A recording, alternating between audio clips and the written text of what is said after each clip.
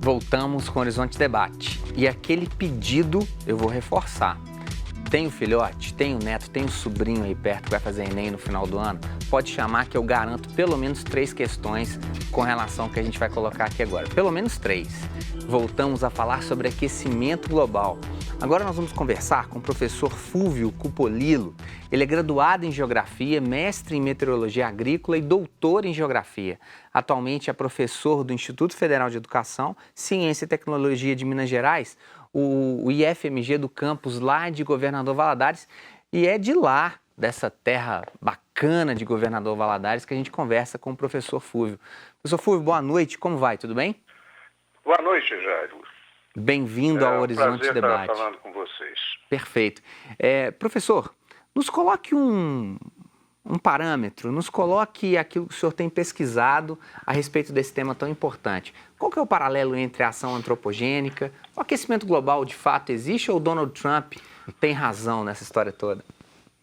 Olha, são coisas diferentes. Eu gostaria primeiro de esclarecer para vocês que, como toda ciência, existem correntes de pensamento. Então, com relação a esse assunto de mudanças climáticas, existem 2 correntes. A corrente aquecimentista, que é essa que até os colegas já comentaram e já disseram que tem plena certeza disso.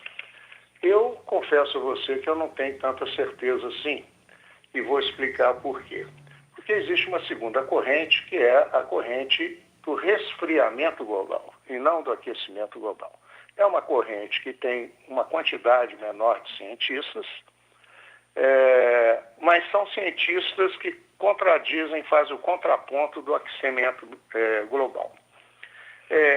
Onde surgiu essa história? Essa história surgiu nos anos 70 para os anos 80, com os primeiros modelos de previsão climática feitos pelos cientistas.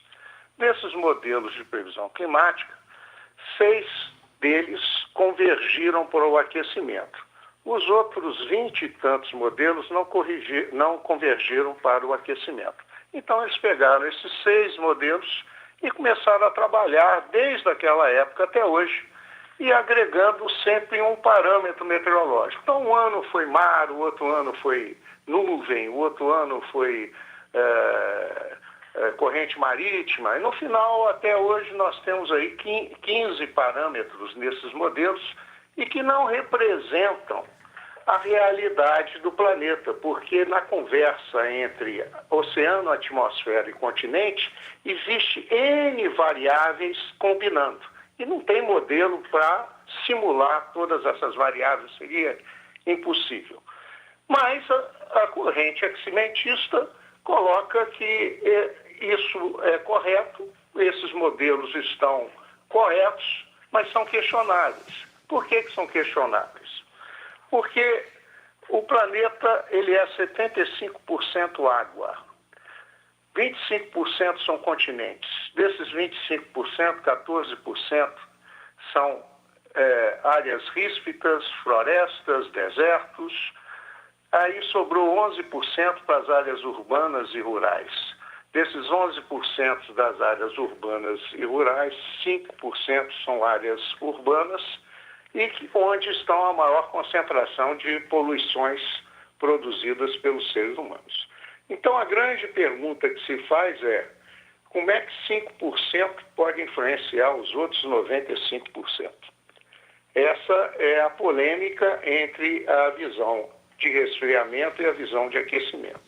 A visão de resfriamento coloca que as mudanças são naturais e o planeta está caminhando para um processo de resfriamento e não de aquecimento. Professor Fúvio, quando você fala de calotas polares que estão degelando por causa do aquecimento, a outra corrente coloca que não é o aquecimento, e sim são correntes marítimas e alinas de água quente e de água fria que se intercalam dentro do chamado ciclo lunar de 18,6 anos, de tal maneira que quando há o degelo no Ártico não tem na Antártida, quando tem na Antártida não tem no Ártico.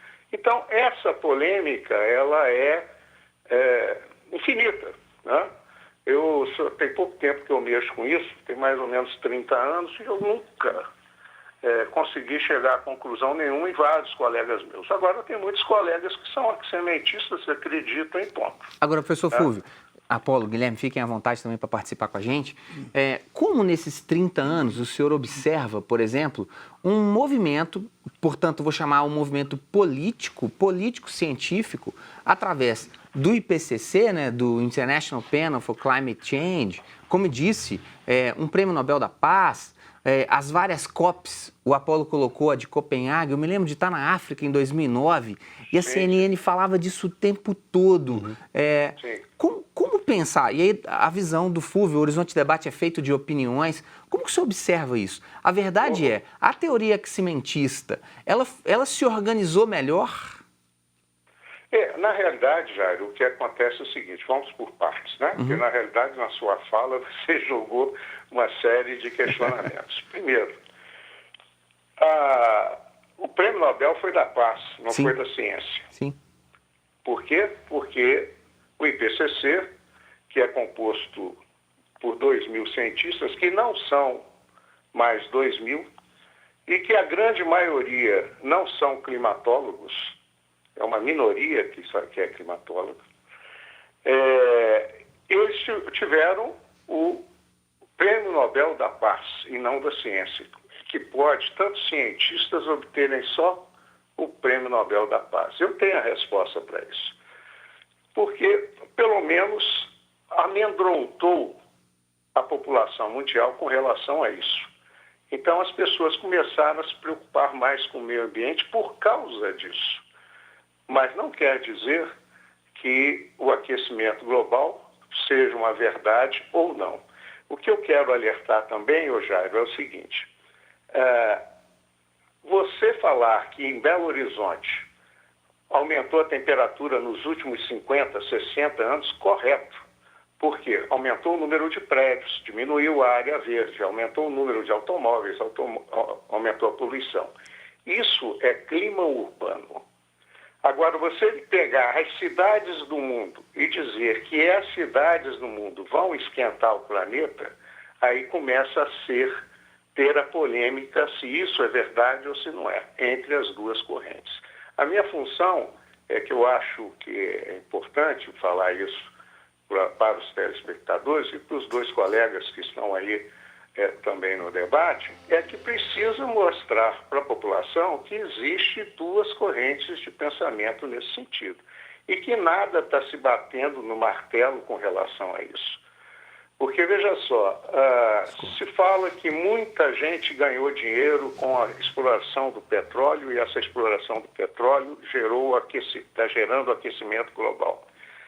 Mas também tem muita gente ganhando dinheiro com o MDL, com o Mecanismo de Desenvolvimento Limpo, na tentativa de limpar, vamos dizer assim, o planeta dessa poluição.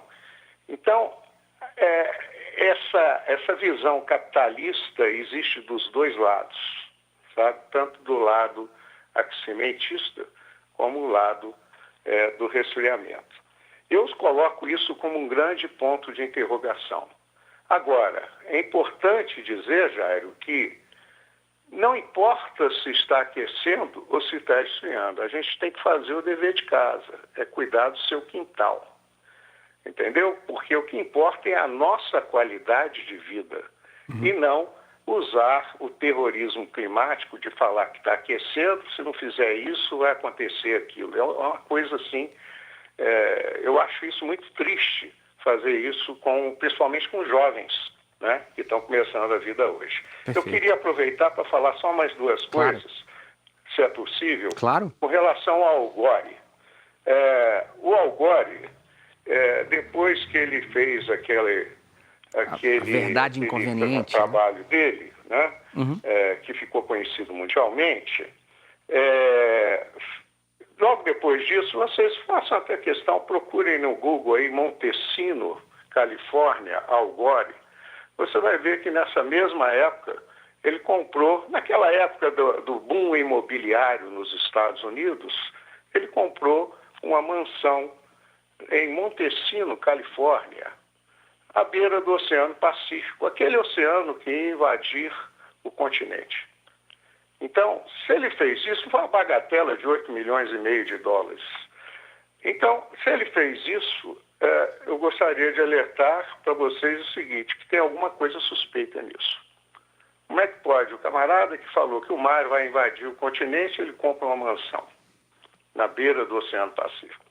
Olhem no Google, todo mundo acha isso fácil. Onde eu dou palestra, eu falo isso. Montesino, Califórnia, Al Gore. Vocês vão encontrar essa informação.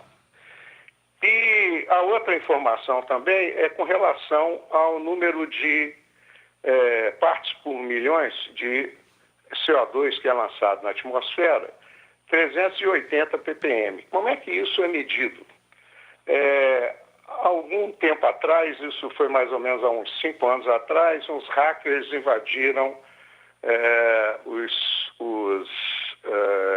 computadores dos cientistas do IPCC da Califórnia e da Inglaterra, onde eles estavam combinando qual era a porcentagem de ppm que eles iam colocar. Isso aí vazou, foi para o mundo e ficou uma coisa muito desagradável. Então, hoje, com esse vazamento, nós temos aí 420 ppm de CO2 em vez de 380. Já estamos falando em 500 e pouco também. Essa era a minha contribuição que eu propus. Professor Fúlvio, muito obrigado. Era para ser um bate-papo de 4, 5 minutos, a gente ocupou um bloco todo aqui no Horizonte Debate, como toda boa casa mineira. Quando a prosa é bacana e é engrandecedora, a gente estende. Professor Fúlvio, muito obrigado. Tiramos o senhor de sala de aula. Mande um abraço para os alunos e diga que eles têm um bom trabalho para poder fazer o resumo desse nosso segundo bloco. Okay. Bacana. Muito obrigado, professor Fúlvio. Muito obrigado a vocês. Uma boa noite. E é uma pena que não foi preciso ter um debate, né? É um tempo muito curto. O convite para vir a Belo Horizonte está feito. Obrigado, professor Fúlvio. Vamos para um breve intervalo e voltamos daqui a pouquinho para comentar essa fala.